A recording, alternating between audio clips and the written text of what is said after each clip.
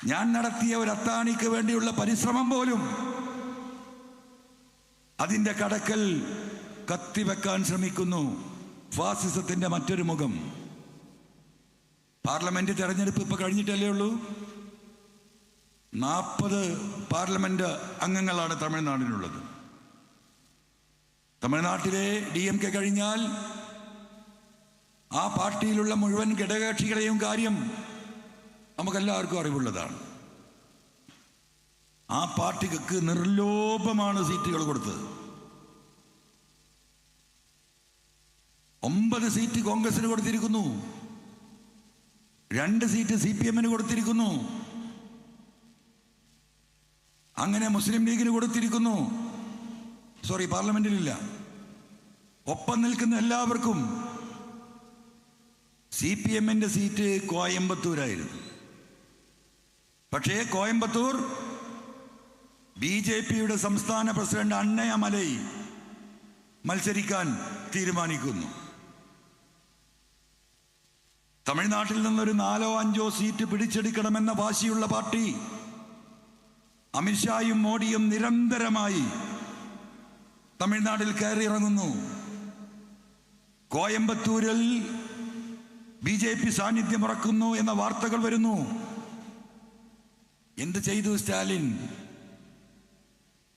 Coimbatore seat DMK ഏറ്റെടുക്കുന്നു. എന്നിട്ടോ ലീഗിന്റെ ഉറച്ചുകോട്ട മലപ്പുറം എന്ന് പറയുന്നത് പോലെ DMK-യുടെ ഉറച്ച കോട്ട ഡിണ്ടിഗൽ. ആരെ നിർത്തിയാലും ജയിക്കും. അവിടെയാ സീറ്റ് കൊടുത്തു CPM-ന്. എന്നിട്ട് അണ്ണാമലയ്ക്കെതിരെ പോരാടി ഈ പാർട്ടി. BJP-യുടെ സംസ്ഥാന അധ്യക്ഷനെ ബഹുഭൂരിപക്ഷത്തിന് അവിടെ പരാജയപ്പെടുത്തി DMK ജയിച്ചു. തമിഴ്നാട്ടിൽ ഒരാൾക്ക് ഒരു സീറ്റ് പോലും BJP-ക്ക് കൊടുക്കില്ലെന്ന് പ്രഖ്യാപിച്ച ആ പാർട്ടി 40-ൽ 40 സീറ്റും നേടിയെടുത്തു. അപ്പോഴോ നമ്മളെ കേരളത്തിൽ എന്താ ചെയ്തത്? ഒരു നിലക്കും രാഷ്ട്രീയമായി കടന്നു വരാൻ BJP-ക്ക് ഒരു പഴുതുമില്ലാത്ത കേരളത്തിൽ വളരെ വിശാലമായ പരവതാനി തൃശ്ശൂരിൽ വിരിച്ചു കൊടുക്കുന്നു.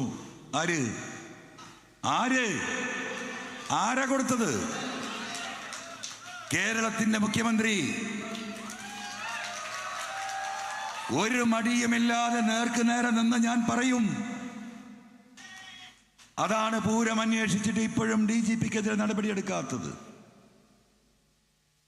എന്താണ് തൃശ്ശൂർ പൂരം? തൃശ്ശൂരിന്റെ വികാരം മാത്രമാണോ?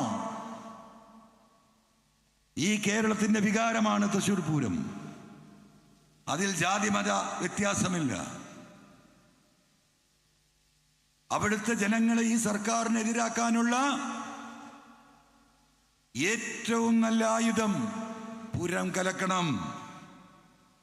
കലക്കിയാൽ മാത്രം പോരാ, ഒന്നായിട്ട് കലക്കണം. 2 ദിവസമാണ് ഈ അജിത് കുമാർ ക്യാമ്പ് ചെയ്തത്. അല്ലോ, റിപ്പോർട്ട് കൊടുത്തല്ലോ. എന്തായിരുന്നു ആദ്യം പറഞ്ഞിരുന്നത്? അജിത് കുമാർ തൃശ്ശൂരിൽ ആ ദിവസം തലേന്നുമില്ല. ഞാനൊന്നും പറഞ്ഞു, എന്തിനാണ് അജിത് കുമാർ അവിടെ നിൽക്കേണ്ട ആവശ്യം? അദ്ദേഹം ഗ്രൗണ്ടിൽ ഇറങ്ങിയിട്ട് പൂരം കലക്കാനാണെങ്കിൽ ഈ പറയുന്നത് ശരിയാണ്. പക്ഷേ മുൻകൂട്ടി ഉണ്ടാക്കിയ, പ്ലാൻ ചെയ്ത കഥയും തിരക്കഥയും സംവിധാനവും ഒരുക്കി അതിൽ അഭിനയിക്കാൻ ഒരു IPS ഓഫീസറെ ചുമതലപ്പെടുത്തി തൃശ്ശൂരിൽ നിന്നുകൊണ്ട് നേരിട്ട് നിയന്ത്രിച്ചു. എന്താ ധൈര്യം? അദ്ദേഹത്തിന്റെ സാന്നിധ്യം അവിടെ ആവശ്യമുണ്ടോ? ഈ പോലീസ് ഉദ്യോഗസ്ഥർക്ക് ഇന്ന രീതിയിൽ ചെയ്യണമെന്ന് പറഞ്ഞ് പോലീസ് ഹെഡ്ക്വാർട്ടേഴ്സിൽ അദ്ദേഹത്തിനെ നിയന്ത്രിക്കാലോ. അപ്പൊ എന്താണ് അജിത് കുമാർ കരുതിയത്? ഇതിന്റെ മുകളിലൊന്നും ഒരു കാലത്തും ഒരു അന്വേഷണവും വരില്ല. അപ്പൊ മുഖ്യമന്ത്രിയെ തൃപ്തിപ്പെടുത്തണം. മനസ്സിലായോ? ഗൂഢാലോചന നടത്തി ഒരു കുറ്റകൃത്യം ചെയ്യാൻ ഒരു സംസ്ഥാനത്തിന്റെ ADGP തീരുമാനിക്കുമ്പോൾ അതിന്റെ മുന്നിൽ നിന്നത് നയിക്കേണ്ട കാര്യമൊന്നുമില്ല. വിദൂരത്ത് നിന്നുകൊണ്ട് നിയന്ത്രിക്കാൻ സാധിക്കും ഏത് ADGP-ക്കും. പക്ഷേ നേരിട്ട് നിയന്ത്രിക്കുക. എന്നിട്ട് ഇതൊക്കെ കഴിഞ്ഞിട്ട് ഇങ്ങനെ ചെല്ലാണ്. മനസ്സിലായില്ലേ? എങ്ങനെയുണ്ട്? അഭിമാനം കൊള്ളുന്നു. ആ പൂരങ്കലയ്ക്ക് BJPക്ക് ഒരു സീറ്റ് ഉണ്ടാക്കി കൊടുത്തു കേരളത്തിൽ. ഇപ്പൊ ഞാൻ ഇവരുടെ മൂട്ടിൽ നിൽക്കണമോ? BJPക്ക് കടന്നു കയറാൻ എല്ലാ വാതിലുകളും കൊട്ടിയടച്ച ദ്രാവിഡ മുന്നേറ്റ കഴകം സ്റ്റാലിനെ പോലെയുള്ള ഒരു നേതാവിനെ ഈ സാമൂഹിക മുന്നേറ്റത്തിന് ഞാനൊരു രാഷ്ട്രീയ പാർട്ടി രൂപീകരിക്കാനല്ല പോയത്. ഈ നാടിന്റെ വിപത്തിനെതിരെ ജനങ്ങളെ ഒരുമിച്ച് കൂട്ടിക്കൊണ്ട് ഒരു സാമൂഹിക മുന്നേറ്റം കേരളത്തിൽ ഞങ്ങൾ തുടങ്ങുന്നു. അതിന് താങ്കളുടെ ആശീർവാദം വേണം. തമിഴ്നാട്ടിലെ ജനങ്ങളുടെ ആശീർവാദം വേണം. ആ ആശീർവാദം തേടിപ്പോയതാ ഞാൻ. ഇതൊരു രാഷ്ട്രീയ മുന്നേറ്റമല്ല, ഇപ്പോൾ ഇതൊരു രാഷ്ട്രീയ പാർട്ടിയുമല്ല. ഇത് പരിപൂർണമായും ഒരു സാമൂഹിക മുന്നേറ്റമായി സമൂഹത്തിൽ ഇന്ന് നടക്കുന്ന